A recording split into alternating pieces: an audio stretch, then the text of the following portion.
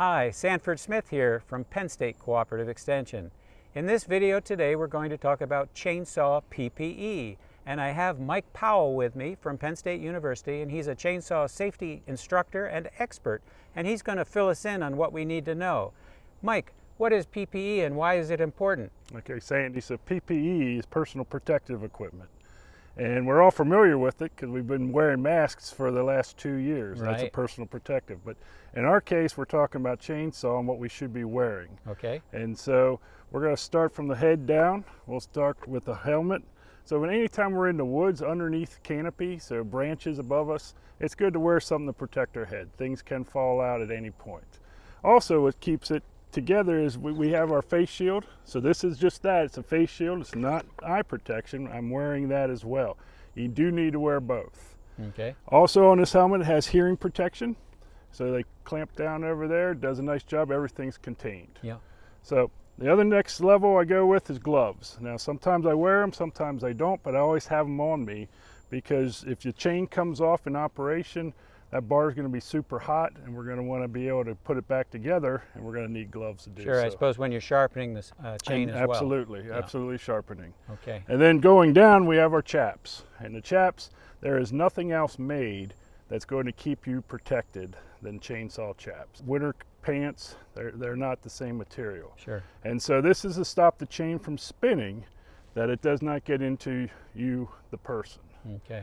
And so from there, and the big thing about chaps, if you're going to look to purchase them, make sure they have the UL code, the Underwriter Laboratory. Okay. The last thing then would be good footwear, leather boot with an aggressive sole. Because as you're running the chainsaw, it's going to move you around, and if you don't have an aggressive sole, it's going to push you around too much, and you run the risk of being injured. When you say aggressive, you mean like a heavy tread on that? Yes. Okay, yes. so you're not slipping. No, you're not slipping. Not slipping. And how about the toes on those? Well, that's, some people, I don't recommend getting steel toe because in the wintertime you're going to be miserable because you're going to be super cold. These are composite. Okay. It depends what you're cutting and where, you could have stuff roll, so it is a safety feature. But a good leather boot, more than anything, is going to be beneficial. Okay. Now I understand that the chaps have something like Kevlar or bulletproof material in there that's going to stop that chain from going through, the teeth of the chain from going through. What about in the boots? Would that be helpful to have that there? You can get them. They do make them. These are not. Okay.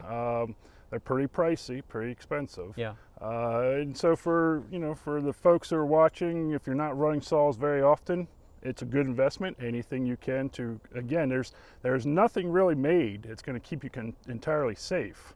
It's how you approach what you're doing. Right. But they are an added barrier. So yes, they do make them.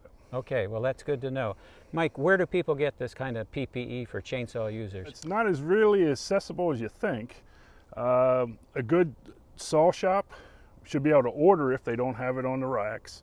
I do know some of the box stores will carry it, not a large selection.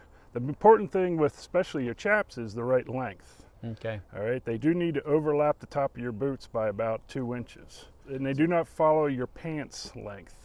So that's a misconception that some people have. They'll buy them and they're too short. Right. Mike, some people are buying electric chainsaws these days. How does that figure in with all this PPE? Well, with the electric, still want to wear chaps, you still have a spinning chain. Yeah.